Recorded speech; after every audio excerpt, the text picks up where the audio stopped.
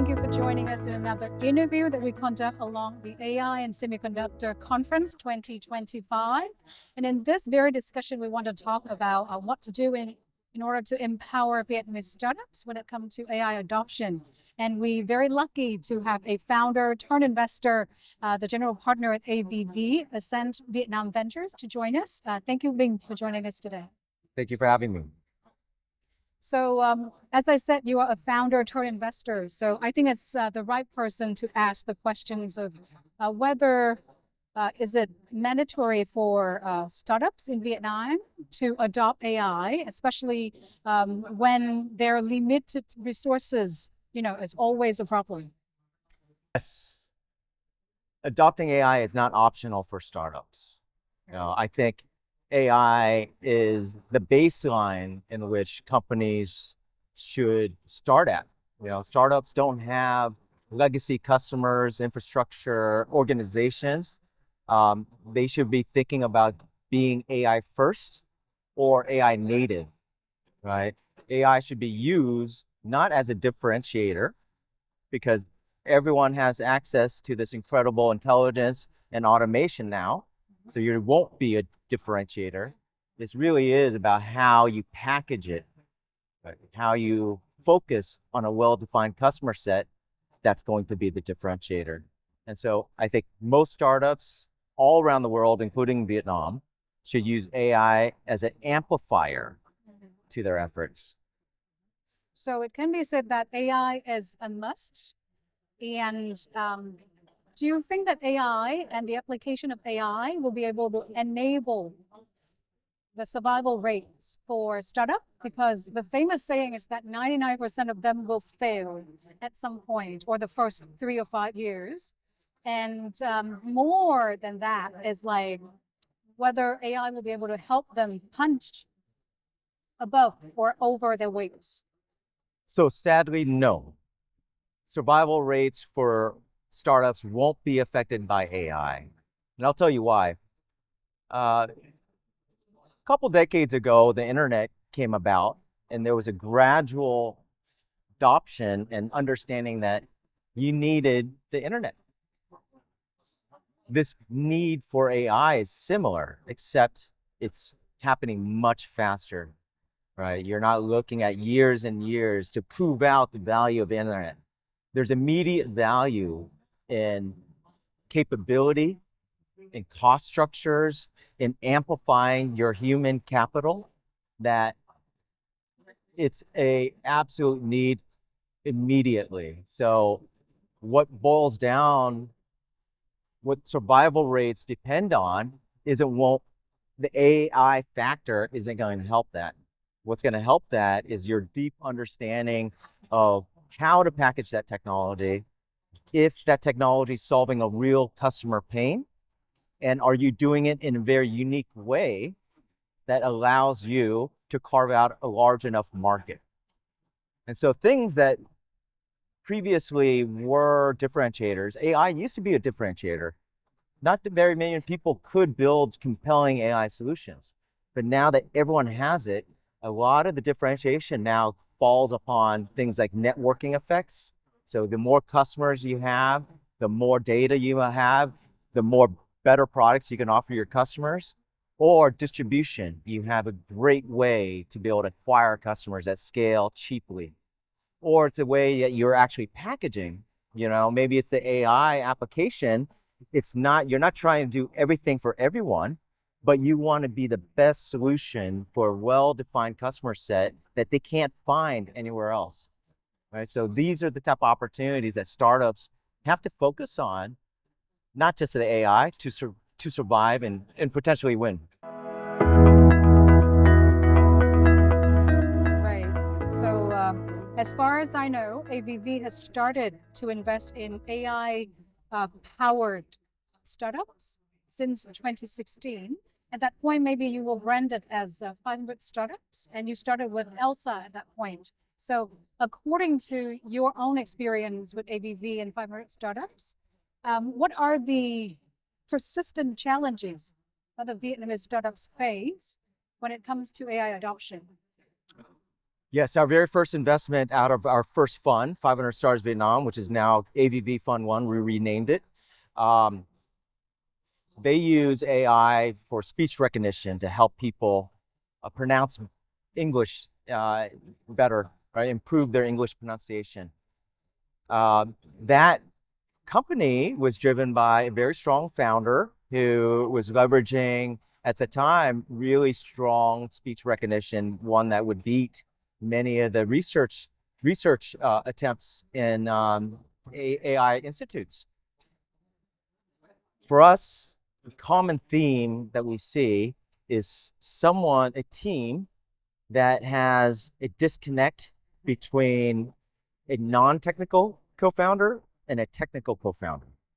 Often Vietnam has been a source of software outsourcing for many decades, right? And a lot of business leaders see technology as a way to operate their businesses in an IT way, not technology to be able to drive business, right? And some of the founders that we come across, they do have the same mentality when it comes to technology. It's something to help us run our organization. And they see it as dispensable, as commoditized. And so there's a lack of deep understanding of the technology.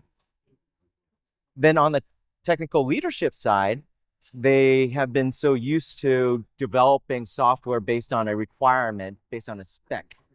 And so there's a lack of deep understanding on the business needs, right? And so these two founders may really resemble, a founder who's hired an outsourcing team.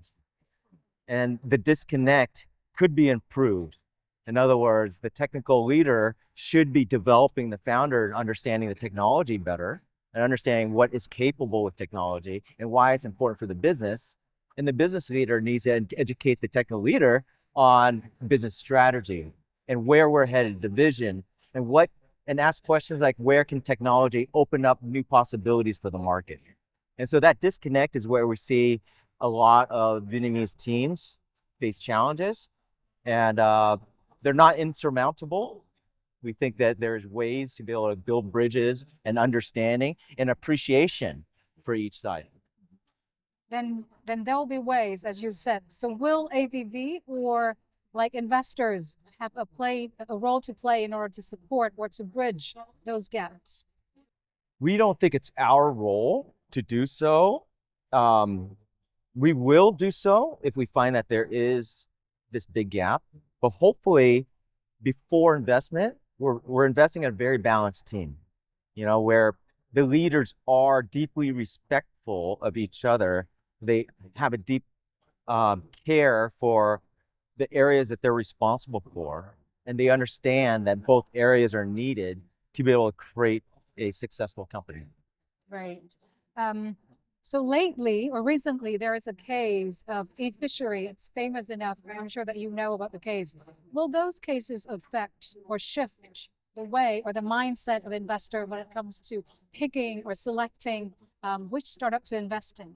Absolutely. I mean, we're so in a developing market like Southeast Asia, where the ecosystems here are still rather new and developing and fragile. Every ecosystem has its case of fraud. Even in the most developed markets, there's always some kind of bad actors. The challenge with this particular case is the scale of which it's been done. And again, it's ongoing investigation, so we don't really know exactly.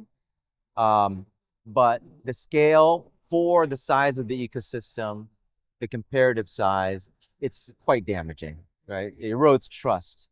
At the end of the day, it's a learning lesson for a lot of investors to be able to make sure that, especially in a very diverse region like Southeast Asia, with all its different markets and regulations and languages, that there is a deep level of trust, but verify perspective, right? Diligence, governance, these are all areas that all investors now are probably doubling up on and making sure they have a very robust answers around governance and due diligence of their investments. Right. Is there any policies or infrastructure investments that you would advocate for in order to support, Vietnamese startups when it comes to AI adoption, or framework or tools? So we invest in applied AI. We don't invest very much in AI research. The AI research is where government, policy, academia, and very large budgeted corporates can I think collaborate and see results around research. For us, we look at companies and opportunities that have much more clear horizon to commercialization. That said, this collaboration is still very needed for where we're focused on. I think there's AI talent that can be improved when working across government, academia, corporates. There's still a lot of research that I think is important for the future of Vietnam and many countries like Vietnam. And so I'm talking about data sovereignty and AI sovereignty. This is AI serving the local needs and local interests of Vietnamese, right? The need to not depend on a company that might not prioritize Vietnam, right? So as AI becomes more and more powerful and more autonomous, these things need to have this very high prioritization around the local customers. So we think that the collaboration all needs to point towards that direction. Right. So as Gen AI and automation is definitely reshaping industries all around the world, what are the steps that Vietnamese startups should be taken in order to, stay competitive? AI is a gift. It's a gift to all builders, including those in Vietnam. It's a gift because it's leveled the playing field for builders to build solutions. What I see is a world, both around all the sectors and industries in Vietnam, as well as the region, as well as globally, a small team having agency, having enough risk tolerance and ambition to be able to create something massive. And so Vietnamese startups need to think bigger, take on more risk, and move fast. Because again, over the last few years, everyone has started at the same starting line, right? So there's no excuses. The only limiting excuse is your self-belief that you can do it. So yes, risk tolerance and ambition and self-belief. Right. Where do you see the next wave of AI-driven opportunities for Vietnamese startups? And how founders can prepare for them? Yeah, I think there's ways that one can maybe look at a problem, think about what's possible, all the amazing things that are happening today, what's possible in 2-3 years, in the rate in which this technology is maturing and improving. Like, think big, and how would you solve that problem today? Because as I mentioned earlier, you don't have existing customers, you don't have existing teams, you don't have baggage or legacy infrastructure that you have to worry about. You can start with a blank slate and this powerful technology and figure out what's the most optimal thing for that customer who's trying to solve this problem. And that's the advantage of startups.